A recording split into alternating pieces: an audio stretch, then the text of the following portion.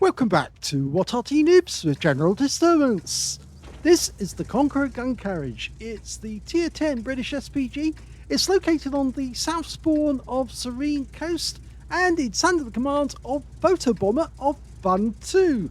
Now, this is the second biggest gun in the game. It's the biggest one is the T92 HMC, but this one has a 233.7mm howitzer. It's actually a 9.2 inch howitzer if you go to metric or imperial, which are, well, imperial actually. Anyway, moving on.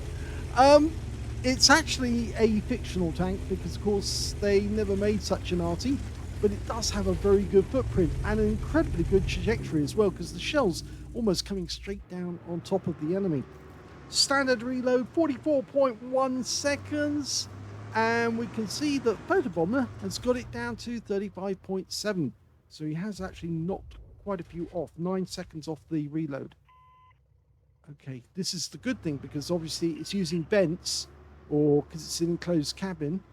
And of course, if you can improve the crew skills, and he is using tea and muffins, or is it tea and chocolate cake?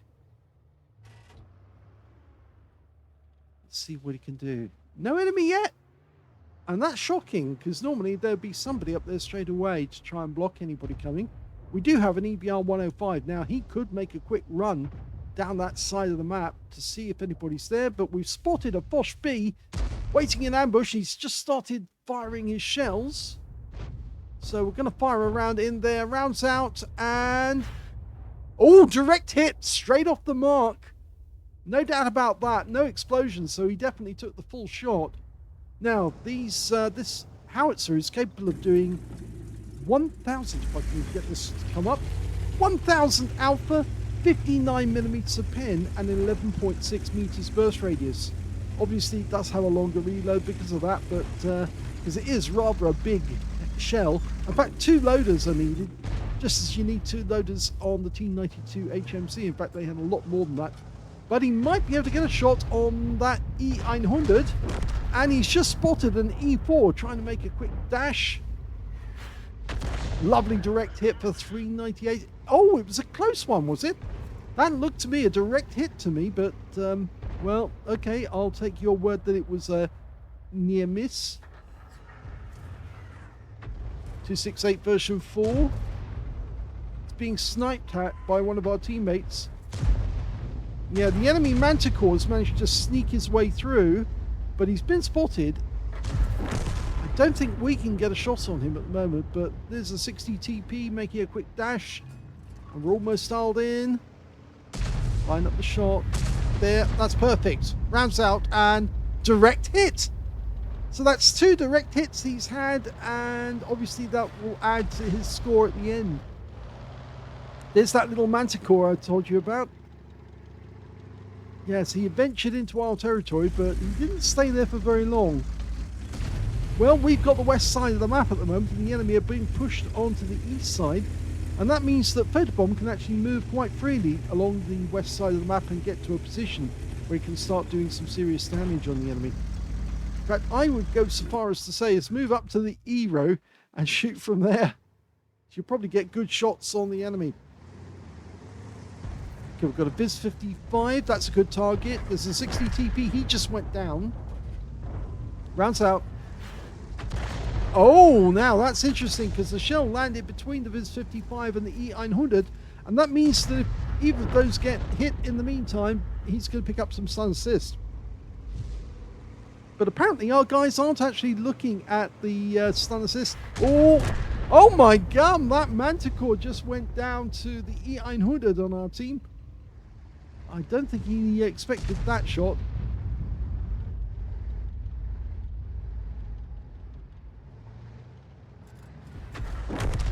Getting ready for another shot. Viz 55 rounds out. Direct hit. 333 off that one.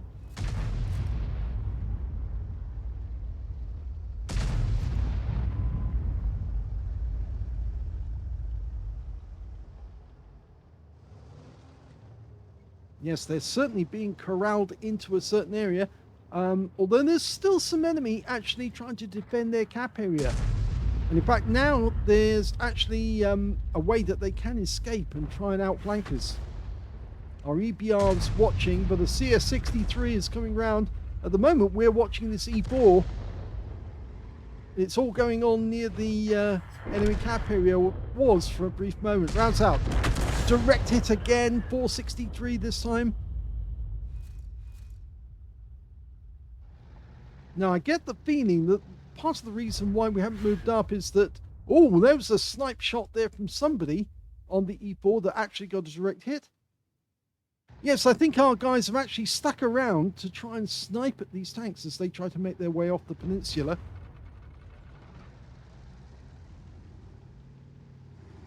So maybe it wasn't a good idea to go up to the E1. And our EBR's making a quick run down the west side of the map. Okay, that keeps the E4 behind the rock for the moment.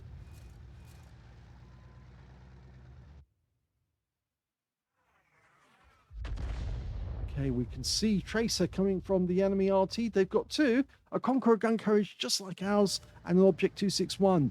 And I suspect they're somewhere out in the north of the peninsula. And the E4 goes down, and he's taken out by our batch at 155.58. Okay, the next tank's moving forwards. The Viz-55, he's making a quick dash for it. Now, we've only got a narrow angle to shoot at. We may not have time to dial in before he gets past us.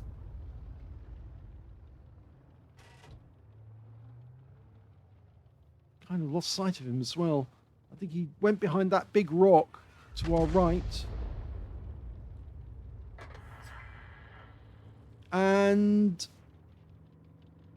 well, we are still getting kills on the enemy. We're one down on them at the moment.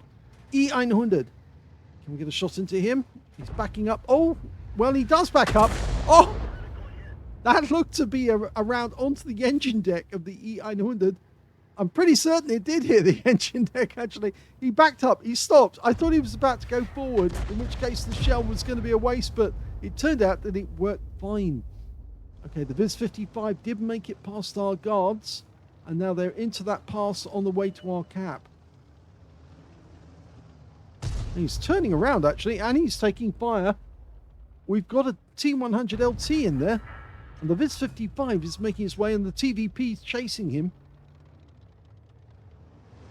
Well, we don't have to do anything about the Viz. And that was the batch at 155.58 firing something in. He's only a little way behind us to our right. Rounds out the E900. Direct hit again. 365. He's also been tracked. That might give the batch at a chance to hit him again. No, he is backing up. Okay, the Viz-55 did get wiped out as far as I know. We didn't see it happen. Or is he dead? No, he's still alive. He's still alive, but we can't see where he is. In fact, he sneaked around the corner and now he's trying to kill the T100 LT whilst we're aiming at the E900. And that shell that we fired earlier that we thought hit the engine deck actually hit the side of the turret at the rear. Okay, we might need to be worried now because it's got the CS63 which came all the way down from the cap. It's headed towards our area. And so things are not going well. We're still one down from the enemy, but that CS63 could threaten us, and so could the Viz-55 for that matter. I thought our TVP was after the Viz-55, but he didn't do the job. And now we backed up into the trees, trying to get a shot. Okay, can we get a shot? Oh, enemy RT's firing. The TVP backs up. He's pumping rounds into that Gorilla 15, but now he's in trouble because he's unloaded and he's reload. Can we get a shot? Well, it's a big hit. Oh, he sent him a light. Now ram kill him. Go for it. Oh, go for the kill. Oh, the Gorilla gets a shot in just before we rammed him. For a brief moment, I thought that Photobomber was going to get a ram kill on that Gorilla 15. But sadly, it didn't work out.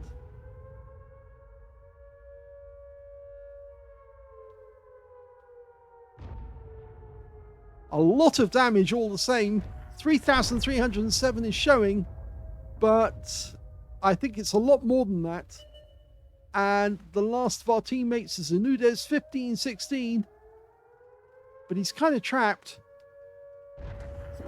And he did kill the Gorilla 15, but he's got a Foch coming up behind him, and he's out the game.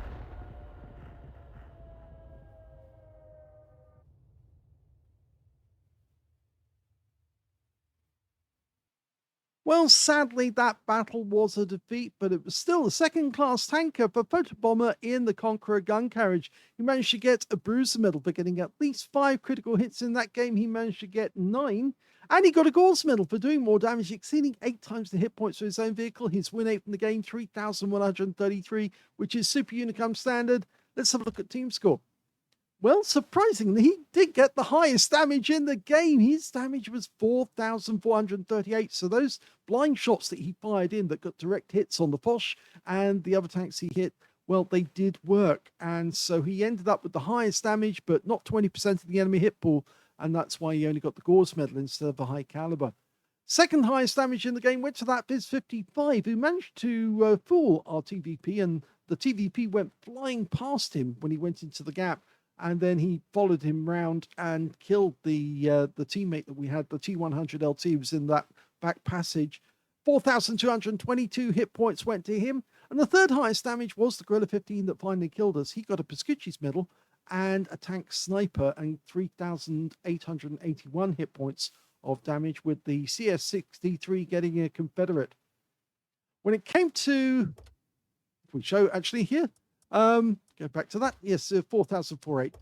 When it came to base XP to kills, we can see the highest score was Udes 1516, along with the Viz 55 and the Gorilla 15. They all got 3 kills apiece.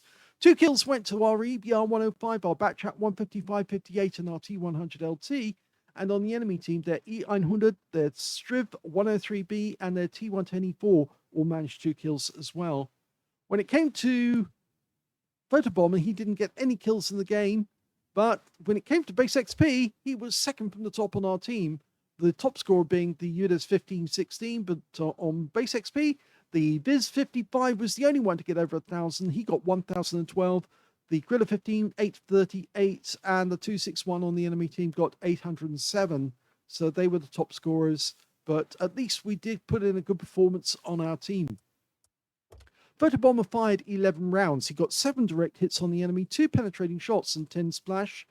I guess if we look at the penetrations, we can see that, where are you? It must have been the Gorilla. Yes, he did. He got a penetrating shot, which set him alight. 1,116 hit points. For a moment, I thought he was going to get an arsonist on the Gorilla and see him burn to death.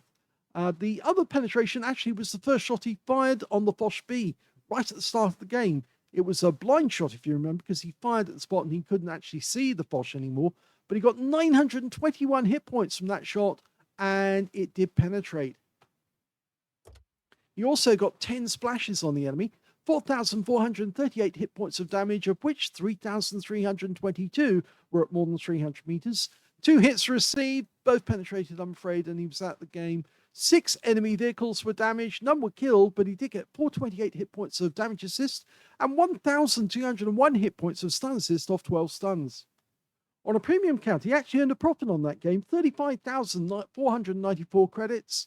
He got 5 bonds, and he also got 1,084 experience points altogether. So in terms of the game was profitable, it's just obviously he did do very well. He worked hard, but his team let him down. And I think the reason why they lost this one was because instead of actually moving north to seize the enemy cap area, as they should have, a lot of them just stuck around trying to shoot at the enemy tanks on the peninsula. And as a result, the enemy was able to get out of that cap area and start coming south. And that's when all of a sudden we saw tanks coming at us from a different direction. And it was just too late because they'd outflanked us. So there you have it. A good game in terms of damage, but a bad game in terms of tactics. I hope you enjoyed that replay. If you did, please give this video a like. Do subscribe to our channel. Leave a little comment down below because it feeds the algorithm. And thank you for watching.